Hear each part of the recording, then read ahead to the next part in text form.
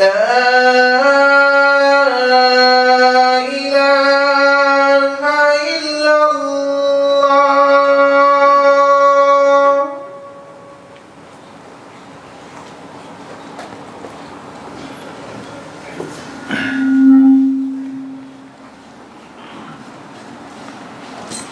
அலைக்கும் வரஹ்மத்துல்லாஹி வபரகாத்துஹு.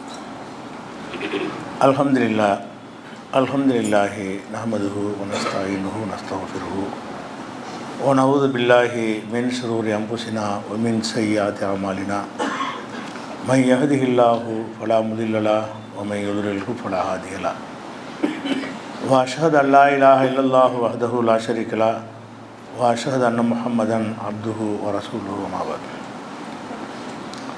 கண்ணியத்திற்குரிய எல்லாம் வல்ல அல்லாஹ் ஜல்லஷானஹு தஆலாவின் நல்லடியார்களே, இஸ்லாத்தின் பார்வையில் உறைவிடம் என்ற தொடர் உரையில் கடந்த சில நாட்களாக, சில வாரங்களாக மனிதர்கள் வீடுகள் அதிகமாக கட்டி கொள்ளலாமா, ஆடம்பர வீடுகளை அமைத்து கொள்ளலாமா என்பது குறித்த செய்திகளை ஆதாரங்களுடன் பார்த்தோம். அதனுடைய தொடர்ச்சியாக இன்று நம்ம வாழக்கூடிய காலத்தில் கழிப்பிடத்தை வீட்டிலே அமைத்து கொள்கிறோம். கழிப்பிடம்ங்கிறது ஒரு அசுத்தமான ஒரு விஷயமாக மக்களால் கருதப்படும் பொழுது அதை வீடுகளில் கழிப்பறை அமைத்து கொள்ளலாமா, அதை பற்றி நம்ம இஸ்லாம் என்ன சொல்லுது என்பதை நம்ம அறிந்து கொள்வது அவசியமாக இருக்கிறது.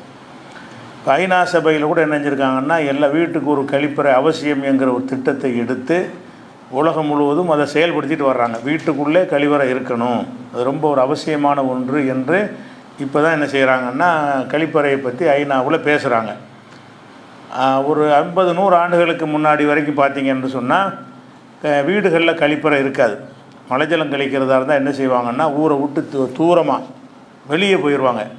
வெளியே போகிறதுக்கு பேர் அதனால் வந்துச்சு, வெளியே போயிட்டான்னு சொல்கிறாங்கல்ல. வெளியே போகிறதுங்கிற வார்த்தை எதனால் வந்துச்சுன்னு சொன்னால், வீட்டை விட்டு தூரமாக போய் மலைஜலம் கழிக்கிற அளவுக்கு தான் நிலைமை அன்றைக்கி இருந்தது. சில பகுதிகளில் அது அவுட் சைடு போயிட்டாங்கன்னு சொல்லுவாங்க. சில பகுதிகளில், எங்கள் பகுதியிலாம் அப்படி சொல்லுவாங்க, அது வெளிப்பகுதி போகிறது. அப்போ மலைஜலம் கழிக்கிறதா இருந்தால் ஊரை விட்டு வெளியே போய் செய்வாங்க. பெண்களாக இருந்தாங்கன்னா இருட்டின பிறகு தான் போவாங்க. மலைஜலம் வந்து அடக்கி கொண்டிருப்பார்கள். பாத்ரூம் போகிறதா இருந்தால் என்ன செய்யணும், வெளியே தான் போகணுங்கிறதுனால ராத்திரி ஆகிற வரைக்கும் வெயிட் பண்ணி இருந்து அவங்களும் அதே மாதிரி போகக்கூடிய பழக்கம் ஒரு 50-100 வருஷத்துக்கு முன்னாடி கூட உலகம் பூரா இருந்தது. இப்போ தான் கொஞ்சம் எல்லா வீடுகள்லையும் கழிப்பறை வச்சுட்டாங்க. சின்ன வீடாக இருந்தாலும் கழிப்பறை வந்து வீட்டுடைய ஒரு முக்கியமான ஒரு அம்சம் அப்படிங்கிற அளவுக்கு வந்துருச்சு. இந்த வீடுகளுக்குள்ளே கழிப்பறை அமைப்பதை பற்றி இஸ்லாத்தினுடைய நிலைப்பாடு என்னன்னு பார்த்திங்கன்னா, இப்போ தான் உலகத்துக்கே இந்த கழிப்பறை வந்து வீடுகளில் அமைக்கணுங்கிறத வந்து நடைமுறைப்படுத்தினது இஸ்லாம் தான். இஸ்லாத்துக்கு முன்னாடி அந்த மாதிரி ஒரு பழக்கம் கிடையாது.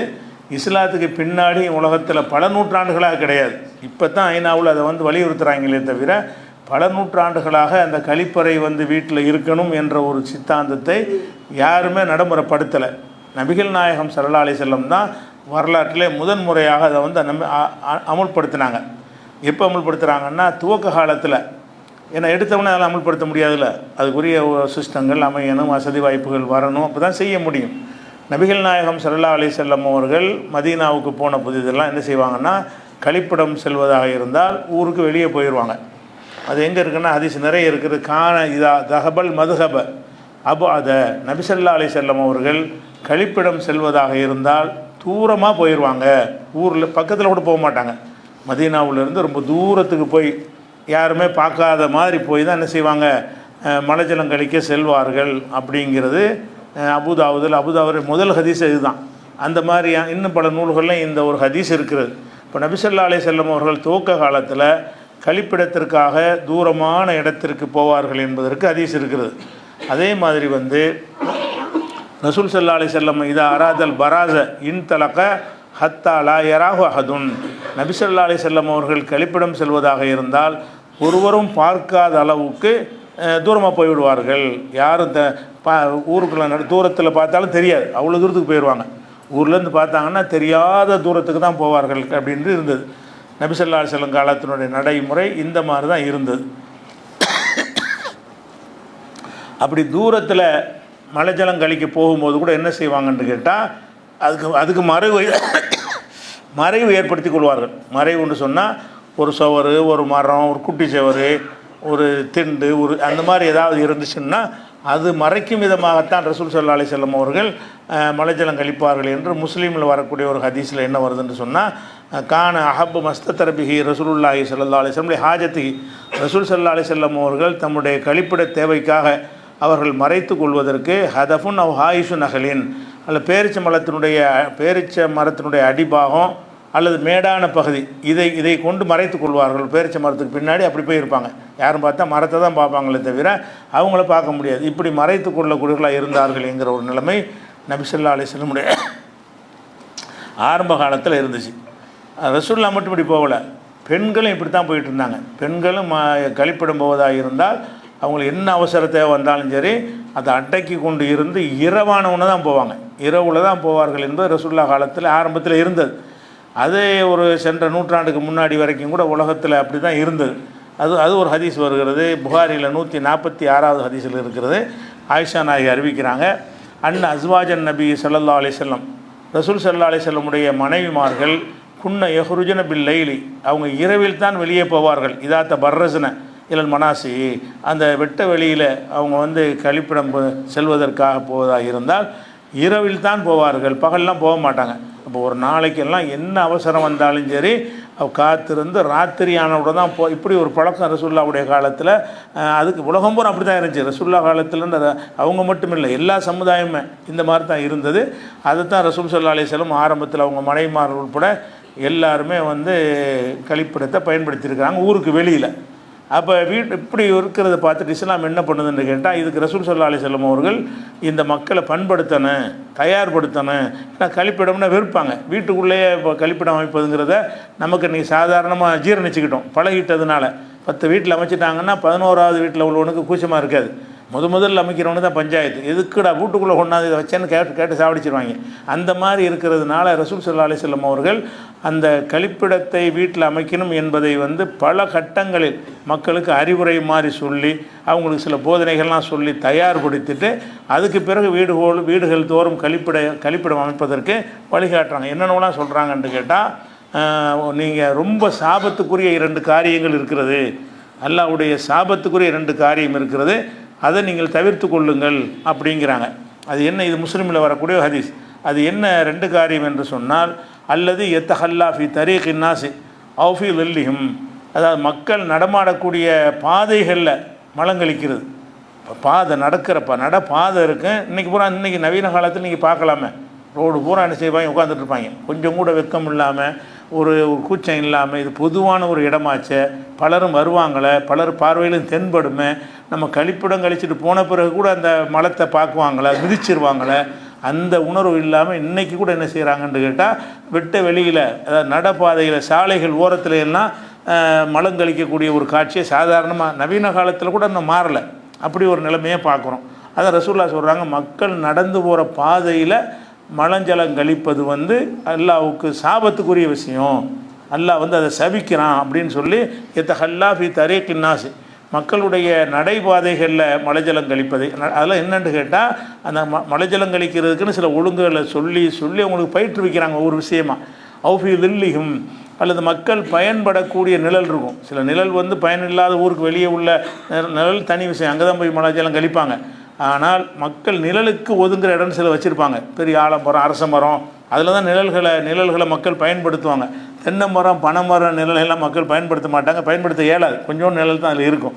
பெரிய ஆலமரம், பெரிய அரச மரம், பெரிய வேப்ப மரம், புளிய மரம், இதுகள்லாம் என்ன செய்யும்னா கிளை விரித்து இருக்கக்கூடிய மரங்களாக இருக்கும். அதனால் நிழல் பெரிய நிழலாக இருக்கும். அங்கே உட்காந்து வெயில் நேரத்தில் உட்காந்து பேசிக்கிடுவாங்க, ஆலோசனை செய்வாங்க, அங்கே போய் படுத்து தூங்குவாங்க. கிராமங்களில் பார்த்திங்கன்னா அந்த மரங்களுடைய நிழல் அவங்களுக்கு ஒரு சொகுசான ஒரு இடமா தெரியும். வீடுகளில் அந்த ஏசிஸ்லாம் இல்லாத காலம் தானே, அப்படி இருக்கும். அதை சொல்கிறாங்க, மக்கள் நிழலுக்காக வைத்திருக்கிற இடத்துல மலங்கழிக்கிறது அல்லாஹ்வுடைய சாபத்துக்கு 2 காரியம். மக்கள் நடக்கிற பாதையில் மலங்கழிக்கிறது என்பதும் அல்லாஹ்வுடைய சாபத்தை பெற்றுத்தர காரியம். மக்கள் நிழலுக்கு பயன்படுத்துகிற இடமாக இருந்தால் அந்த இடத்துல மலங்கழிச்சா நாளைக்கு உட்கார முடியுமா ஒருத்தன்? அது அவங்க மக்கள் ஓய்வுக்காக உட்காருவதற்காக அந்த நிழலை பயன்படுத்திக்கிட்டு இருக்காங்க. அது சுத்தமாக மெயின்டைன் பண்ணிட்டு வருவாங்க.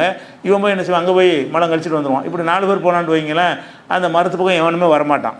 அப்போ அந்த மாதிரியான ஒரு நிலையாக ஏற்பட்டால் இது அல்லாஹ்வுடைய சாபத்துக்கு உரிய விஷயம்னு சொல்லி மலம் கழிக்கும் போது கூட கண்ட இடத்துலையும் கழிக்கக்கூடாதுன்னு சொல்வதன் மூலமாக நம்ம அதுக்கு ஒரு சேஃப்டியை தேடணுங்கிற ஒரு சைக்காலஜிக்கலாக அந்த மக்களுடைய மனசில் அந்த கருத்தை விதைக்கிறாங்க. இது ஒரு 2 விஷயத்தை கண்டிச்சிட்டாங்க.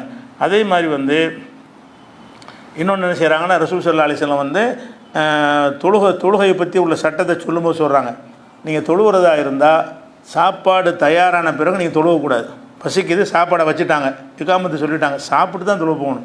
ஏன்னாட்டா நீங்கள் தொலை போயிட்டீங்கன்னு சொன்னால் உங்கள் மனசெல்லாம் சாப்பாட்டில் இருக்கும், உடம்பு தான் தொழுகையில் இருக்கும். மனசு பூரா எங்கே இருக்கேன், சாப்பாடு இருக்கு, அவன் தின்றுவானோ இவன் தின்றுவானோ, மிச்சம் இருக்குமா, நமக்கு வைப்பாங்களா இல்லையான்னு இப்படி போயிட்டுருக்கும். அதனால் என்ன, சாப்பாடு வச்சுட்டாங்கன்னு சொன்னால் நீங்கள் சாப்பாட்டுக்கு தான் முதலிடம் கொடுக்கணுமே தவிர என்ன செய்யக்கூடாது. இப்போ நோன்பு காலத்தில் பார்க்குறோம், சர்வசாதாரணமாக நோன்பு ஒரு பயிற்சி முடித்துட்டு ஓடுறாங்க, பள்ளி மகரிப் தொழுகைன்னு போகிறாங்க. அது ரசூலுல்லாஹ் தடுத்துருக்குறாங்க. அதாவது சாப்பாடு வச்சுட்டாங்கன்னு சொன்னால் நோன்பு நேரத்தில் பசியாக தானே இருப்போம். சாதாரண நாட்களில் ரசூலுல்லாஹ் காலத்தில் 2 வேளை தான் உணவு. ஒன்று காலை உணவு, இன்னொன்று மாலை உணவு. மாலை உணவுங்கிறது மகரிப் நேரத்தில் சாப்பிடுவாங்க. காலை உணவுங்கிறது ஒரு 10 மணி அந்த மாதிரி டயத்தில் சாப்பிடுவாங்க. பகல் சாப்பாடு கிடையாது. அப்போ மாலை உணவு வைக்கப்படும் போது மகரிப் நேரம் ஆயிரும். அப்போ ரசூலுல்லாஹ் சொல்கிறாங்க, நீங்கள் மாலை உணவு உங்களுக்கு வைக்கப்பட்டு விட்டது என்று சொன்னால் நீங்கள் தொழுகையை விட நீங்கள் உணவுக்கு முக்கியத்துவம் கொடுங்க. ஏன்னா பசியோடு போய் நீங்கள் தொழுவாதீங்க. சாப்பாடு ரெடி ஆகணும்னு போய் தொழுவலாம். சாப்பாடு வைக்கலை, கொஞ்சம் டைம் எடுக்கும்னா நிற்கலாம். சாப்பாடு வச்சு விட்டாங்கன்னு சொன்னால் நீங்கள் என்ன செய்யணும், தொழுகையை விட்டுட்டு நீங்கள் சாப்பாடை முடிங்கன்னு ரசூலுல்லாஹ் சொல்லியிருக்கிறாங்க. அப்படி ஒரு சட்டமாக இருக்கிறதுனால நோன்பு திறந்தோன்னு இப்போ நம்ம பார்க்கணும். நோன்பு திறந்தாங்கன்னா ஒரு பேரிச்சம்பழம் தின்னுட்டு போகணுன்னு அவசியம் கிடையாது. பாங்கு சொன்னாலும் காமத்து சொன்னாலும் தொழுகை நடந்து கொண்டு இருந்தாலும் நம்முடைய அந்த பசியோடு இருக்கிறோம் இல்லையா, அது அடங்கின பிறகு போகிறது தான் சுன்னத்தான ஒரு முறை. அது பேணுதலுக்கு எதிராக நினச்சிக்கிறாங்க. என்ன பாங்கு சொல்லியாச்சு உட்காந்துட்ருக்க, காமத்து சொல்லியாச்சு உட்காந்துட்ருக்கேன், அப்படி ஒரு அல்லாஹ்வும் ரசூலும் சொல்லாத விஷயத்தை பேணுதலாக பார்க்குறாங்க. அது பேணுதல் கிடையாது. அல்லாஹ் ரசூல் ஒன்று சொல்லிட்டாங்கன்னு சொன்னால் அதுதான் பேணுதலுக்கு நெருக்கமானது அப்படிங்கிற பார்க்குறோம். அதை ரசூல் என்ன சொல்கிறாங்கன்னு கேட்டால், லா சலாத்த ஹலரத்தி தாம், உணவு வந்ததற்கு பிறகு தொழுகைங்கிறது கிடையாது. உணவு வந்துருச்சுன்னு சொன்னால் தொழுகைங்கிறது கிடையாது அப்படின்னு சொல்கிறாங்க ரசூல் ஸல்லல்லாஹு அலைஹி வஸல்லம். இது முஸ்லீமில் வரக்கூடிய ஒரு ஹதீஸ். அதோடு சேர்த்து சொல்கிறாங்க, உலாஹுவ யுதாஃபிஹுல் அஹ்பதான், மலை ஜலத்தை அடக்கி கொண்டு நீ என்ன செய்யக்கூடாது, தொழுகைக்கு போகக்கூடாது, பாத்ரூம் போகணுன்னு அவசியமாக போக வேண்டி வந்துருச்சு. இப்போ அடக்கி கொண்டு தொலை போகாதுன்னு சொன்னால் பாத்ரூமுக்கு எங்கே போவோம்? அந்த காலத்தில் 2 கிலோமீட்டர் போகணும். ஊருக்கு வெளியே தானே போவாங்க. வீடுகளில் பாத்ரூம் இல்லை. அடக்கி கொண்டு தொழக்கூடாதுன்னு சொன்னால் அடக்கி கொண்டு தொழக்கூடாது ரசூலுல்லாஹ் சொல்கிறாங்க. இதை செயல்படுத்துகிறதா இருந்தால் வயிற்றை வலிக்குது, அடக்கக்கூடாதுன்னு சொன்னால் எங்கே போகணும்? வீட்டுக்குள்ளே கழிப்படம் இல்லைன்னு சொன்னால் வெளியே தான் போகணும். வெளியேன்னு சொன்னால் கண்ணுக்கு தெரியாத தூரத்துக்கு போகிறது தான் வழக்கமாக இருந்துச்சு. அப்படி போயிட்டு வந்தோம்னு சொன்னால் அது எவ்வளோ கஷ்டம், அப்போ தான் விளங்குறாங்க. அப்போ அடக்கிக்கிட்டு தொழுகிறது கூடாது. அடக்கிக்கிட்டு இருக்கும் பொழுது தொழுகைக்கு காம சொன்னால் கூட அது போகக்கூடாது. மழை ஜலம் கழிச்சிட்டு தான் போகணுமே தவிர நம்ம என்ன செய்யக்கூடாது, அதை அடக்கி கொண்ட நிலையில் தொழுகவும் கூடாது. நிறைய பேர் வருவாங்க, கூட்டம் ரஷ்ஷாக இருக்குமா, பாத்ரூம் போகணுன்னு வருவாங்க. பாத்ரூம் அடக்கிக்கிட்டு இருந்தால் கூட கூட்டம் ஜாஸ்தியாக இருக்கும், போய் தொழுகை சேர்ந்துக்கிற அப்படியே. அது அடக்கி கொண்ட நிலையில் என்ன செஞ்சுறது, ஜமாத்தில் போய் சேர்ந்துடுறாங்க. அது மார்க்கத்தில் கூடாது. நீங்கள் பாத்ரூமுடைய ஒரு நெருக்கடி உங்களுக்கு இருக்குமே, ஆனால் அதை முடிச்சுட்டு தான் ஜமாத்து போனாலும் பரவாயில்லை, இகாம சொல்லி முடித்தாலும் பரவாயில்லை, அதை முடிச்சுட்டு தான் நீங்கள் தொழுகைக்கே போகணும்ன்ற சொல்ல வழிகாட்டுறாங்க. அப்போ இந்த அடக்கி கொண்டு இருக்கக்கூடாது என்பதுக்குள்ளே மறைமுகமாக என்ன இருக்குன்னு கேட்டால், நீங்கள் அந்த அதற்குரிய ஏற்பாடுகளை செஞ்சுக்கிறணும் அப்படிங்கிறது மறைமுகமாக அதில் இருக்குது. தெளிவாக சொன்னதும் இருக்கிறது, மறைமுகமாக அப்படி ஒன்று இருக்குது. அதே மாதிரி ரசூல் ஸல்லல்லாஹு அலைஹி வஸல்லம் சொல்கிறாங்க, ஒரு பிரயாணம் பண்ணி போயிட்டுருக்குறாங்க.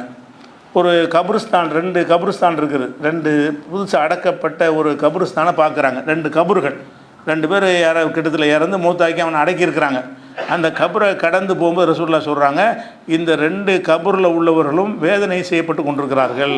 2 கபரு இருக்கிறது, அதற்கிட்ட நின்று ரசூலுல்லாஹ் சொல்கிறாங்க, இந்த 2 அடக்க ஸ்தலத்தில் உள்ளவர்கள் வேதனை கபரில் அதாபு செய்யப்பட்டு கொண்டிருக்கிறார்கள் அப்படின்னு சொல்கிறாங்க. சொல்லிவிட்டு, ஆனால் இவங்க பெரிய பெரிய தப்பு செஞ்சதுக்காக வேண்டி இவங்க அதாபு செய்யப்படலை, சின்ன தப்பு தான், சின்ன தப்புன்னு நினச்சி செஞ்சாங்க பாருங்கள், அதுக்கு தான் வேதனை செய்யப்படுறாங்கன்னு சொல்லிட்டு அதில் ஒரு ஆள் செஞ்ச வேலை இல்லைன்னு சொன்னால் கோல் சொல்கிறதே வேலையாக வச்சுருந்தான் அந்த ஆள். அவர் நல்ல எல்லா காரியமும் நல்லது செய்வாராம். அதோடு என்ன செய்வார்னு சொன்னால் கோல் சொல்லுவார். எம்ஷி பின் நமீமத்தி, கோல் சொல்வதற்கு அலையக்கூடியவராக இருந்தார். அதுக்கு ஒரு ஆள் வேதனை செய்யப்படுறார். இன்னொரு ஆள் லா எஸ்ததிரு மின் பவுலிஹி, சிறுநீர் கழிக்கும் போது மறைத்து கொள்ள மாட்டார், எங்கே வேணாலும் நடிச்சு விட்டு போயிடுறார். அவன் பார்க்குறான், அவன் பார்த்தா என்ன, இவன் பார்த்தா என்ன, அதெல்லாம் பார்க்குறது இல்லை. மறைத்து கொள்ளணுங்கிறது சிறுநீர் கழிக்கும் பொழுது எவனும் பார்க்காமல் மறைத்த நிலையில் சிறுநீர் கழிக்கணும் என்பது கூட அந்த சமுதாயம் விளங்காமல் இருந்தாங்க. சர்வசாதாரணமாக இன்றைக்கி இருக்கா இல்லையா, இன்றைக்கி என்ன செய்வோம், ரோட்டில் நின்று 4 பேர் பார்த்துக்கிட்டு இருந்தாலும் யூரின் போகிறதுலாம் பார்த்துக்கிட்டு தான் இருக்கிறோம். அப்போ ரசூலுல்லாஹ் என்ன செய்கிறாங்கன்னு கேட்டால் 2 விஷயத்துக்காக வேண்டி அவங்க அதாப் செய்யப்படுறாங்க. பெரிய பெரிய பாரதூரமான விஷயங்களுக்கு இல்லை. ஒருத்தர் கோல் சொல்கிற ஒரு ஆள் அதுக்காக வேண்டி அவர் தண்டிக்கப்படுறாரு. இன்னொரு ஆள் வந்து லா எஸ் கான் அகதுகுமா லா எஸ்தத்திரோ மின் பவுலிஹி, சிறுநீரை வந்து மறைத்து கொள்ள மாட்டார். சிறுநீர் கழிக்கும் போது தன்னை மறைத்து கொள்ள வேண்டும்ல, அதை செய்ய மாட்டார் அப்படின்னு சொல்கிறாங்க. அப்போ இதெல்லாம் என்ன நமக்கு படிப்பினை இருந்து இது எங்கே இருக்குன்னா புகாரில் 216, 218, 1361, 1378, 6025, 6055 இம்புட்டு இடத்துலையும் புகாரியில் இந்த ஹதீஸை நீங்கள் பார்க்கலாம். அப்போ சிறுநீர் கழிக்கும் போது மறைத்து கொள்ளணும் இதெல்லாம் சொல்லும் பொழுது அப்போ அந்த மக்களுக்கு இயல்பாக என்ன வரும், மறைத்து கொள்ளணுமா இருந்தால் அதுக்கு தகுந்தவாறு நம்ம செட்டப் பண்ணணும்னு வருமா இல்லையா. சைக்காலஜிக்கல் அந்த மக்களுக்கு உணர்த்தும் பொழுது அடக்கிட்டு இருக்கக்கூடாது.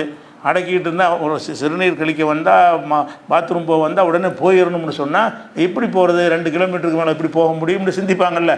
அந்த விஷயத்தை சட்டங்களை சொல்லிக் கொடுப்பதன் மூலமாக அந்த கழிப்பிடம் போகணுங்கிற விஷயத்தை உடனே நிறைவேற்றும் விதமான ஏற்பாடுகள், அது மறைவாக செய்ய வேண்டும் என்கிற ஏற்பாடுகள்லாம் நம்ம செய்கிறது அவசியம் என்கிற ஒரு சிந்தனை உங்களுக்கு விதைக்கிறாங்க முதல் கட்டமாக. அப்போ எல்லாருமே என்ன செய்யறாங்க, மறைத்து கொள்வதாக இருந்தால் அதுக்குன்னு ஒரு கட்டட அமைப்பு மாதிரி இருந்து வீட்டுக்குள்ளே ஒரு அமைப்பு இருந்தால் தானே யாருக்கும் தெரியாது. இங்கேருந்து தூரம் தொலைக்கி போயிட்டீங்கன்னா யாருக்கெல்லாம் அது பற்றுமே. அப்போ யாருகள்லையும் படக்கூடாதுங்கிறத ஒரு சட்டமாக சொன்னாங்கன்னு சொன்னால் அப்போ ஓப்பன் பிளேஸில் வந்து மலைஜலம் கழிக்கிறத ரசூலுல்லாஹ் ஒத்துக்கிறன்ட்டு தான் ஆகுது. யாரும் பார்க்காத அளவுக்கு ஒருத்தரும் காணாத அளவுக்கு போங்கன்னெலாம் சொல்வதாக இருந்தால் என்னென்னு கேட்டால் அதுக்கு ஒரு வீடுக்குள்ளே இருப்பது தான் சிறந்ததுங்கிற மாதிரி ஒரு கருத்து வருகிறது. அது மாதிரி வந்து இன்னொரு ஹதீஸில் என்ன வருதுன்னு கேட்டால் ரசூலுல்லாஹ் காலத்திலேயே வீடுகளில் வந்து மதீனாவுக்கு வந்த புதுசில் இல்லாமல் இருந்துச்சு. கொஞ்ச நாள்லையே வீடுகளில் எல்லாம் கழிப்பிடம் அமைத்து கொண்டார்கள் அப்படிங்கிற செய்தி புகாரியில் 2661, 4141, 4750 இதிலெல்லாம் வரக்கூடிய ஒரு செய்தி இருக்குது. என்ன செய்தின்னு கேட்டால் இது பெரிய செய்தி, ஒரு 5-6 பக்கத்துக்கு வரக்கூடிய பெரிய ஹதீஸ். அதில் நமக்கு தேவையான பகுதி என்னென்னு கேட்டால் ஆயிஷா நாயகி அவர்களும் மிஸ்தகன்னு ஒரு ஆள் இருந்தார். ஆயிஷா நாயகின் மீது அந்த அவதூறு சொன்னாங்கள்ல, அவதூறு சொன்னதில் இந்த மிஸ்தகன் ஒரு ஆள் இருந்தார். அதாவது ரசூலுல்லாஹ் ஆயிஷா நாயகி மீது களங்கம் சொன்னாங்கள்ல முனாஃபிக்குகள், அதை நம்பி பரப்புன ஆட்களில் முஸ்லீம்களில் சில பேர் இருந்தார்கள். அதில் ஒரு ஆள் யாருன்னு கேட்டால் மிஸ்தகன் ஒரு ஆள், இந்த ஹசான் இப்னு சாபித்துன்னு ஒரு கவிஞர் இருந்தார்ல அவர் ஒரு ஆள், ஹம்னாண்டு ஒரு சஹாபி பெண்ணு, இவங்களெல்லாம் வந்து ஆயிஷா நாயகி மீது அவதூறு சொன்னார்கள். அந்த வசனம் இறங்கின பிறகு அவங்களுக்கெல்லாம் கசையடி கொடுக்கப்பட்டுச்சு, தண்டிக்கப்பட்டார்கள். அது தனி விஷயம். அந்த மிஸ்தக என்பவருடைய அம்மா இருக்கிறாங்கல்ல, அவங்க வந்து ஆயிஷா நாய்க்கு தோழியாக இருக்கிறாங்க. 2 பேர் என்ன இந்த சம்பவத்தை ஆயிஷா நாய் சொல்கிறாங்க. நானும் மிஸ்தகுடைய அம்மாவும் வந்து ஊருக்கு வெளியில் நாங்கள் மலைஜலம் கழிப்பதற்காக பேசி கொண்டு போனோம். ஏன் நாங்கள் ஊருக்கு வெளியே போனோம்னு சொல்கிறாங்கன்னு கேட்டால் இது வந்து எப்போ சொல்கிறாங்க, ரசூலுல்லாஹ் மௌத்தானுக்கு பிறகு சொல்கிறாங்க. நடந்தது ரசூலுல்லாஹ் இருக்கும்போது உள்ள சம்பவம்.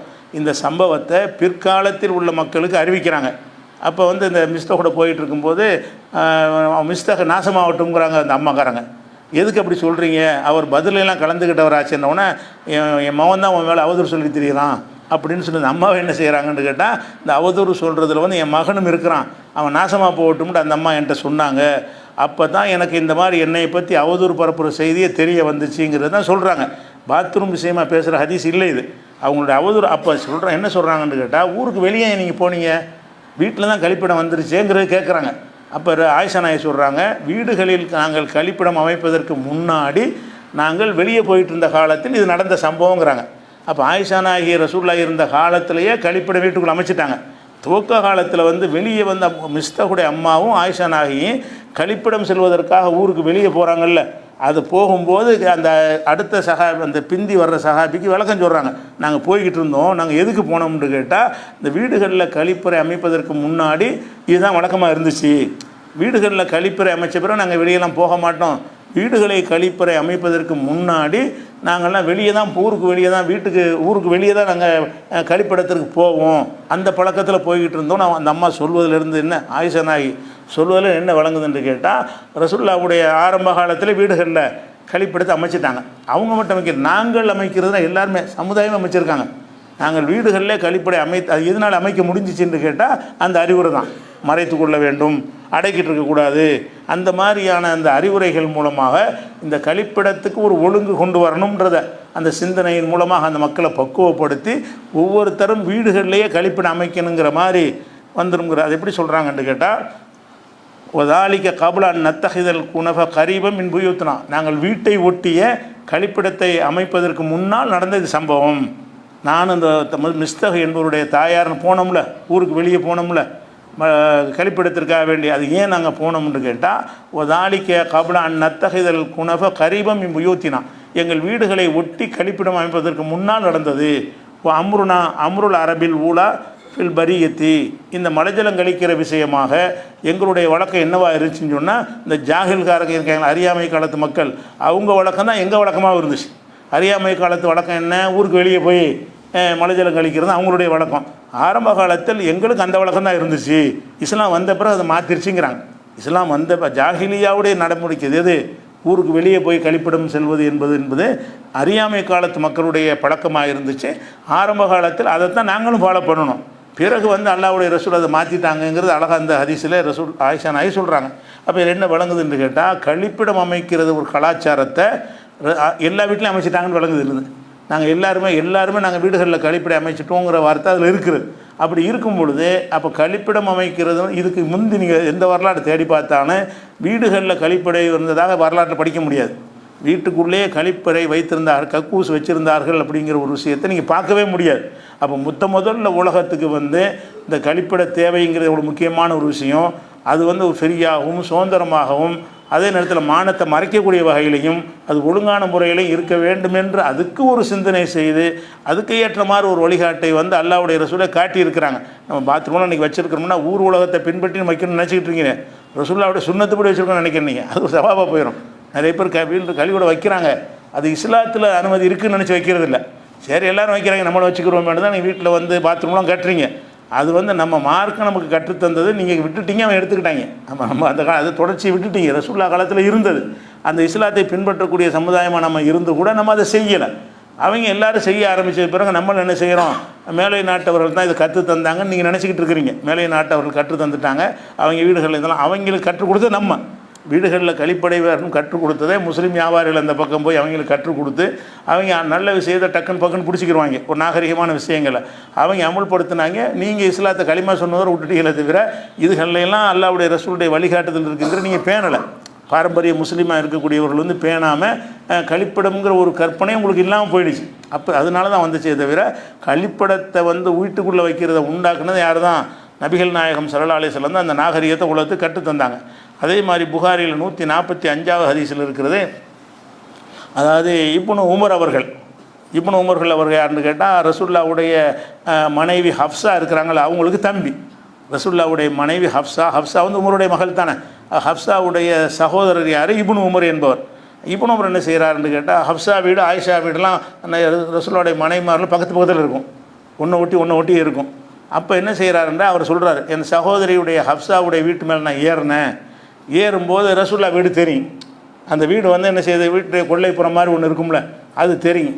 அப்போ இவர் சொல்கிறார், ரசூலுல்லாஹ்வுடைய அந்த ஹஃப்ஸாவுடைய வீட்டின் மீது நான் மாடியில் ஏறினேன். மாடினா மொட்டை மாடி மாதிரி, அதில் ஏறி பார்க்கும்போது நபி ஸல்லல்லாஹு அலைஹி வஸல்லம் அவர்கள் 2 செங்கல் வைத்து வீட்டில் கழிப்பிடம் மாதிரி வச்சுருந்துருக்காங்க. அதில் அமர்ந்திருக்கிற பாட்டக்குன்னு இறங்கிட்டார். இங்கேருந்து பார்த்தா தெரியும், மேலே மூடி இருக்காது, வீடு தானே, மேலே ஏறி பார்க்க போகிறான்னு சொல்லி அந்த மாதிரி அமைச்சிருந்துருக்குறாங்க. நான் மேலே ஏறி பார்த்தேன், ரசூல் ஸல்லல்லாஹு அலைஹி வஸல்லம் இது செங்கலை வைத்து அமைக்கப்பட்ட அந்த கழிப்பறையில் அமர்ந்திருப்பதை நான் பார்த்து டக்குன்னு இறங்கிட்டேங்கிறார். அப்போ அதில் என்ன வழங்குதுன்னு கேட்டால், ரசூல் ஸல்லல்லாஹு அலைஹி வஸல்லம் அவங்க வீடு காலத்திலேயே வீடுகளிலே அந்த கழிக்கிற ஒரு மெத்தடை செஞ்சுருக்கிறாங்க அப்படிங்கிறதுக்கு ஐ விட்னஸோட நேரடியாக பார்த்த மாதிரியான ஒரு சாட்சியாக அவர் சொல்கிறார். இது புகாரில் 145வது ஹதீஸ்லையும் இன்னும் பல நூல்கள்லையும் இருக்குது. அப்போ இதெல்லாம் என்ன வழங்குதுன்னு கேட்டால், ரசூல் ஸல்லல்லாஹு அலைஹி வஸல்லமுடைய காலத்திலேயே வீடுகளுக்கு கழிப்பறை வைக்க வேண்டுமென்ற ஒரு சட்டம் வந்துவிட்டது. அதனால் இப்போ நம்ம வீடு கட்டும் பொழுது அதிலே பாத்ரூம் அமைத்து கொள்ளலாமான்னா தாராளம் அமைத்து கொள்ளலாம், உறுத்தலே தேவையில்லை. அது இன்னும் சொல்லப்போனால் அப்படி இருக்கும்போது நமக்கு என்ன ஆகும்னு கேட்டால், இந்த அதுக்கு பேர் அவசர தேவைன்னு தான் வச்சுருக்கிறாங்க. கழிப்பிடத்துக்கு என்ன செய்யணும்னா ஒரு அவசரத்துக்கு ஒதுங்க முடியலைன்னு தான் சொல்லுவாங்க. சொல்லும்போது கூட ஒரு அவசரத்துக்கு ஒதுங்க முடியுதா அப்படிம்பாங்க. அவசரத்துக்கு ஒதுங்குறதுன்னா இது தான் அவசரங்கிறாங்க. அப்போ நம்ம மலைஜலம் கழிப்பதுக்கு நிகரான ஒரு அவசரம் கிடையாது. சில நேரத்தில் உங்களுக்கு அது நெருக்கிட்டு வரலன்னு அவசரம் இல்லாமல் இருக்கும். ஒரு கட்டத்தை தாண்டிடுச்சுன்னு சொன்னால் அது பயங்கரமான அவசரமான காரியமாக உங்களுக்கு தெரிய ஆரம்பிச்சிடும். ஒரு அவசரமான காரியம்ன்ற ஒன்றை அல்லாஹ் தந்திருக்கும் பொழுது அதை உடனே நிறைவேற்றுவது அடக்கக்கூடாது என்றும் உங்களுக்கு வழிகாட்டுதல் இருக்கும்போது, கண்ட இடத்துலையும் கழிச்சிடக்கூடாது என்று வழிகாட்டுதல் இருக்கும்போது, நிழலில் போய் கழிக்கக்கூடாது, மக்கள் நடபாதையில் கழிக்கக்கூடாது என்றெல்லாம் தெளிவான உத்தரவுகள் இருக்கக்கூடிய நேரத்தில் அது ஒரு வீட்டுக்குள்ளே அமைக்கிறத அது உலகம் கடைப்பிடிக்க முடியும். வீட்டுக்குள்ளே அமைச்சிட்டோம்னு சொன்னால் மறைவாக போயிடும், யாரும் பார்க்க மாட்டாங்க. நிதானமாக இருந்து அவசரத்துக்கும் செஞ்சிடலாம். ஒரு தொழுகைக்கு போகிற நேரத்துக்கு கூட நம்ம என்ன செய்யலாம், அதை கழிச்சிட்டு ஜமாத்தோடு போய் சேர்ந்துக்கிற முடியும் வீடுகளில் இருந்துச்சின்னு சொன்னால். இல்லைன்னு சொன்னால் அதுக்கு போயிட்டு வரதுக்குள்ளே 3 வக்து தொழுகை முடிஞ்சிடும். 2 கிலோமீட்டர் போயிட்டு வரதுக்குள்ளே 3 ஜமாத்து முடிஞ்சு போயிடும். அவ்வளோ ஒரு ரிஸ்க் எடுக்க வேண்டிய விஷயமெல்லாம் இருந்துச்சு. அது நம்ம தொழுகையோட இன்னும் சொல்லப்போனால் இஸ்லாத்தில் மட்டும்தானே இந்த மலஜலம் கழிக்கிறதுக்கு சுத்தம் பண்ணுறதுங்கிறதே இஸ்லாத்திலான இருக்குது. நீங்கள் மலம் கழிக்கும்போது வேணால் சுத்தம் பண்ணக்கூடிய பழக்கம் இருக்குது. யூரினுக்கு போய்ட்டு சுத்தம் பண்ணுறாங்களா? சிறுநீர் கழித்துட்டு சுத்தம் பண்ணக்கூடிய ஒரு விஷயம் வேறு எந்த சமுதாயத்திலையும் கிடையாது. நம்ம மட்டும்தான் என்ன செய்கிறோம், சிறுநீர் கழித்தாலும் அதை சுத்தம் பண்ணணும் அப்படிங்கிறத கடைப்பிடிக்கிறோம். ஏன்னு கேட்டால் நம்ம இபாதத்தோடு தொடர்படுத்தி அசுத்தம் இருக்கக்கூடாது, ஆடையில் அசுத்தம் படக்கூடாது, அசுத்தம் பட்டால் தொடக்கூடாது, இப்படியெல்லாம் ஒரு விஷயம் இருக்கிறதுனால நம்ம பேணுறோம். சும்மா சொன்னால் பேண மாட்டோம். நம்ம தொழுகையோட இபாதத்தோடு கனெக்ட் பண்ணி இந்த மாதிரி நஜீஸ் இருந்துச்சுன்னா, ஆடையில் அசுத்தம் இருந்துச்சுன்னு சொன்னால் தொடக்கூடாதுன்னு ஒரு சட்டமாக சொல்லும்போது நமக்கு என்ன ஆகும்னு கேட்டால், அதை பேணணுங்கிற ஒரு விஷயம் நம்ம ரத்தத்தில் ஊறி போயிடும். ஆஹா, யூரின் போயிட்டோம், இந்த யூரின் பற்றக்கூடாது, ஆடையில் பட்டால் நம்ம தொழுகைக்கு பாதிப்பு ஏற்படும்னு ஒரு அச்சம் வரும்போது கண்டிப்பாக அதை ஒரு பேப்பர் மூலமாகவோ ஒரு தண்ணி மூலமாகவோ சுத்தம் பண்ணணுங்கிற ஒரு நிலைக்கு நம்ம வந்துடுறோம். அந்த மாதிரி யூரினை கூட சுத்தம் பண்ணணுங்கிற ஒரு வழிமுறையை ரசூல் ஸல்லல்லாஹு அலைஹி வஸல்லம் கற்றுத்தந்த காரணத்தினால நம்ம அந்த சுத்தத்தை கரெக்டாக பேணுகிறோம்னு விளைவிக்கணும். அப்போ நாகரிகம்னு சொல்லி உலகத்தில் என்னவெல்லாம் செய்கிறார்களோ அதில் எல்லாத்துக்கும் நீங்கள் தேடி பார்த்தீங்கன்னா நபி ஸல்லல்லாஹு அலைஹி வஸல்லம் அவங்க தான் என்ன செய்வாங்க, அந்த நாகரிகத்தை கற்றுக் கொடுத்துட்டு போனதை நீங்கள் பார்க்கலாம். அப்போ இன்னும் சொல்ல போனால் யூதர்கள்லாம் கேலி பண்ணுவாங்க சஹாபாக்களை பார்த்து. என்ன நீங்கள் நபிங்கிறீங்களே, அவர் கக்கூசு போகிறத பற்றியும் யூரின் அதை பற்றிலாம் போட்டு பேசிக்கிட்டு இருக்காருன்னு கிண்டல் பண்ணுவாங்களாம். ரசூலுல்லாஹ்ட்ட சஹாபாக்கள்கிட்ட நீங்கள் நபிங்கிறீங்க, அவர் ஒன்று கூட விடாமல் கக்கூசு போகிறத பற்றி அதை பற்றியெல்லாம் பேசுகிறாரு அப்படின்னு சொல்லி அது கிண்டல் பண்ணுவாங்களாம். ஏம்மா எங்கள் தூதர் அதெல்லாம் சொல்லித்தான் தந்திருக்கிறாரு, இது கிண்டலுக்கு என்னடா இருக்குது, சொல்ல வேண்டியதெல்லாம் சொல்லியிருக்காருன்னு சஹாபாக்கள் பதில் சொல்லுவாங்க. இதுவும் புகாரி முஸ்லீம் போன்ற பல நூல்களில் இடம்பெற்றிருக்கக்கூடிய ஒரு ஆத்தென்டிக்கான அந்த சம்பவங்கள். அப்போ நபி ஸல்லல்லாஹு அலைஹி வஸல்லம் காலத்தில் உள்ள யூதர்லாம் பார்க்குறான், இவர் ஒரு விஷயத்தை விட மாட்டேங்கிறாரு, வேற தொழுகை பார்த்து கோயிலுக்கு போகிறது கும்பிட்றது மட்டும் பேச மாட்டேங்கிறாரு, இவர் எல்லாத்தையும் போட்டு பேசிகிட்டு இருக்கிறார் அப்படின்னு சொல்லிட்டு அவங்க வியப்பாகவும் கிண்டலாகவும் பேசுகிறாங்க. அப்போ அந்த மாதிரி ரசூல் ஸல்லல்லாஹு அலைஹி வஸல்லம் அவர்கள் இதுகளெல்லாம் தலையிட்டார்கள் என்கிற ஒரு விஷயத்தை பார்க்குறோம். அப்போ வீடுடைய விஷயங்களில் கழிப்பிடம் அமைத்துக் கொள்வது என்பதை கழிப்பிடத்தோடு சேர்ந்து இப்போ கழிப்பிடம் அமைக்கலாம்னா குளியல் அறைக்கு பிரச்சனையாக இருக்குது.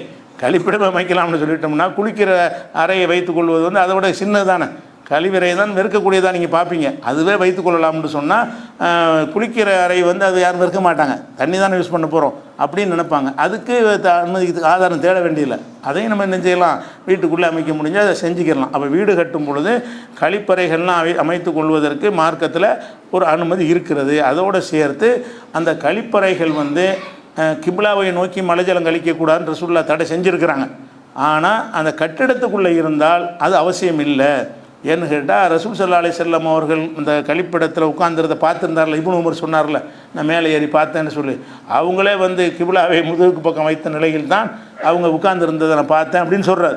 அப்போ பில்டிங் கட்டடத்துக்குள்ளே இருந்தால் அது தேவை கிடையாது. அந்த கழிப்பிடத்தை கக்கூசுக்கு போகும்போது கிப்லாவை நோக்கி இப்படியே இருக்கக்கூடாது, கிப்லாவுடைய நோக்கியும் இருக்கக்கூடாது, கிப்லாவுக்கு முதுகை காட்டிக்கிட்டு என்ன செய்யக்கூடாது, மலைஜலம் கழிக்கக்கூடாதுங்கிறது பொதுவான ஒரு சட்டம்.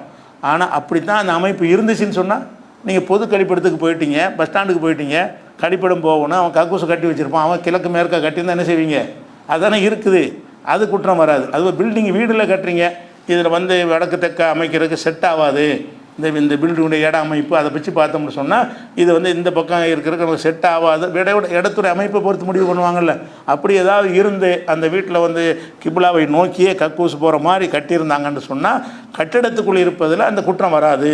பில்டிங்கில் இருந்தோம்னு சொன்னால் அப்படி தேவைப்பட்டால் கூட அப்படி கட்டிக்கலாம், முடிஞ்ச அளவுக்கு அது இல்லாமல் பார்க்கணும்.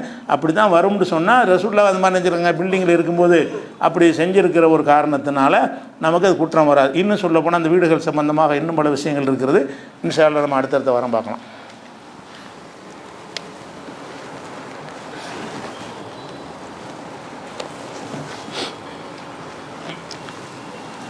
அன்பிற்குரிய சகோதர சகோதரிகளை, இந்த வக்ஃபு போர்டு திருத்த சட்டம்னு ஒன்று கொண்டு வந்தாங்க, உங்களுக்கு தெரியும்.